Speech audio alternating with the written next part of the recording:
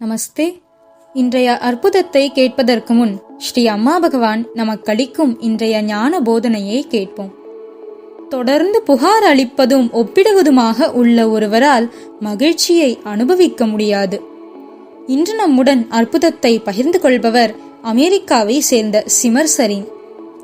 ஸ்ரீ பிரீதாஜி மற்றும் ஸ்ரீ கிருஷ்ணாஜி உலக அமைதி தியானத்தில் உலகெங்கிலும் உள்ள லட்சக்கணக்கான மக்களை வழிநடத்த மேற்கொண்ட முயற்சிகளால் என் மனம் அவர்கள் மேல் நன்றி உணர்வால் விம்முகிறது. ஏக்கம் என் வாழ்வில் பின்னி பிணைந்து உள்ளதால் நன்றி உணர்வை வார்த்தைகளால் வர்ணிக்க இயலவில்லை. ஆகஸ்ட் 13, 2020 அன்று நான் எனது சுய சக்தியை அனுபவித்தேன். இது ஏக்கம் உலக அமைதி விழாவின் 5வது நாள்.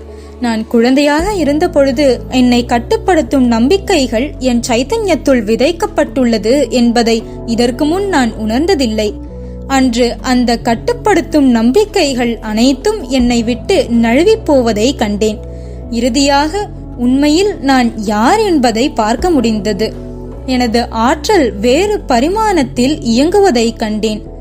மிக அதிவேகமாக ஏக்கத்தின் மேல் பறந்து கொண்டிருந்தேன். என் ஆன்மா ஏக்கத்தை சுற்றி நடனமாடியது. என் உள்ளே உள்ள பெண் சக்தி விரிவடைவதை உணர்ந்தேன். ஏக்கத்தின் தெய்வீக அன்பை உணர்ந்தேன். என்னை சுற்றிலும் ஆசீர்வாதங்கள் நிறைந்துள்ளதை உணர்ந்தேன். செல்வம் உருவாக்கும் செயல்முறையில் கலந்து கொண்டதும் இதை போலவே சக்தி வாய்ந்ததாக இருந்தது. நான் தியானத்தில் இருந்த பொழுது வெள்ளை, வெளிர் நீலம் மற்றும் வயலட் வண்ணங்கள் கொண்ட ஒளியின் சுரங்கப்பாதை வழியாக பயணிப்பதை கண்டேன். இது முற்றிலும் மாறுபட்ட பரிமாணமாக இருந்தது. ஒற்றை கொம்புடைய குதிரைகள் மேகங்களில் பறப்பதை கண்டேன். தெய்வாதீனமாக சிலர் கர்ம வினைகள் குணப்படுத்தப்பட்டன. ஆழமாக வேரூன்றிய ஒன்று என் சைத்தன்யத்தில் இருந்து வெளியேறியது. பிரீதாஜியின் வார்த்தைகளுடன் என்னால் தொடர்பு படுத்த முடிந்தது.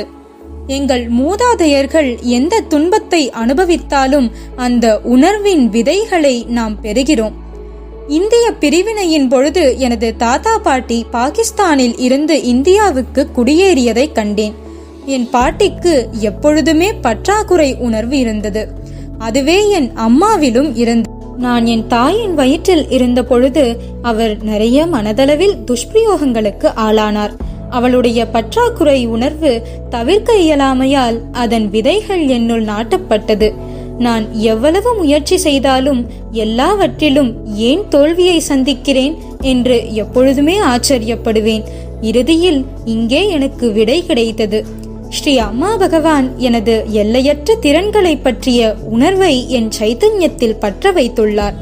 மிக உயர்ந்த இலக்குகளை என்னால் அடைய முடியும் என்பதை இப்பொழுது நான் அறிவேன். நான் வாழும் ஒவ்வொரு நாளிலும் அவர்களின் அன்பான அருளுக்கு என்றென்றும் நன்றியுள்ளவளாக இருக்கிறேன்.